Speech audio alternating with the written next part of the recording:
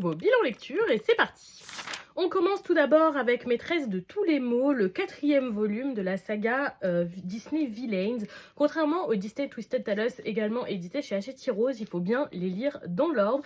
Et donc ce 4e volume se concentre sur le personnage de Maléfique. Je l'ai lu dans sa magnifique édition reliée avec un effet ronce comme ça, et sous la jaquette un joli vert. Après les histoires de la grande méchante reine, de la bête et d'Ursula, il était temps de découvrir celle de Maléfique et j'ai particulièrement apprécié la manière dont était rédigé ce tome. On suit Maléfique déjà sur plusieurs temporalités différentes. On la suit quand elle était jeune dans certains chapitres et à l'heure actuelle qui se passe durant le film qu'on connaît tous également dans d'autres chapitres.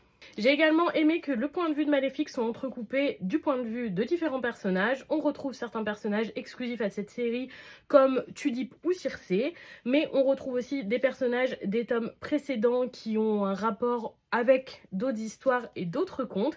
Et on découvre aussi des personnages qu'on aura sûrement à l'avenir, notamment la marraine fée qui est normalement dans le film Cendrillon. J'ai absolument adoré ma lecture, suivre les différents points de vue, mieux comprendre le personnage de Maléfique. J'adore aussi que ce titre nuance les personnages qu'on apprécie beaucoup. La dernière fois c'était Triton qui avait été très critiqué et cette fois-ci c'est la marraine fée et les 3 fées qui accompagnent Aurore dans le film qui ont un peu ramassé. J'ai adoré cette nuance, j'ai adoré découvrir Maléfique, c'était super bien écrit, c'était addictif, c'était intéressant, avec une pointe de féminisme dans certains chapitres qui était hyper agréable. Franchement, ce 4e volume était génial, le 5e est sorti récemment, c'est pour ça que je voulais le lire pour être à jour, parce que je savais que j'allais l'acheter et j'ai hâte de le découvrir, ce sera sur la mère Gothel, donc la vilaine de Réponse. On passe chez Kana, j'ai lu le 14e volume de Boys Abyss, je suis toujours aussi fan de ce titre.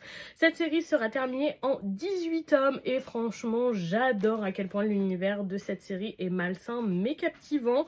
Ici on a pu beaucoup plus en découvrir sur la mère de notre personnage principal mais pas que et j'ai beaucoup apprécié. On reste chez Kana avec le 14e volume de La Voix du Tablier dans un tout autre registre, j'apprécie toujours autant ce titre humoristique. C'est vraiment très fin et ça se lit un petit peu trop vite à mon goût mais sinon c'est toujours un véritable bonheur. Ce Yakuza qui devient homme au foyer apporte énormément d'humour et comme toujours j'ai beaucoup rigolé en faisant ma lecture. On termine ce bilan avec les 3 premiers tomes de Perfect Crime édité chez Delcourt Tonkam qui est terminé en 12 tomes. Je l'avais trouvé d'occasion, j'avais lu le synopsis dans les rayons d'Easy Cash et ça m'avait plutôt tenté et forcé de constater que c'était une grosse erreur. J'ai tout détesté de cette lecture tout simplement. Ça fait longtemps que j'ai pas aussi peu aimé un titre. C'est une histoire de tueur en série mais la manière dont le tueur en série tue les personnes est totalement lunaire. Impossible de se plonger avec sérieux dans ce récit.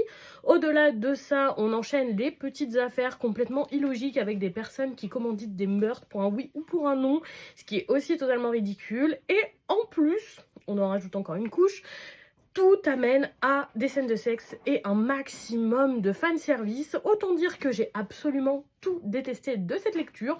Je comprends pourquoi la personne l'avait revendue et elle avait eu bien raison.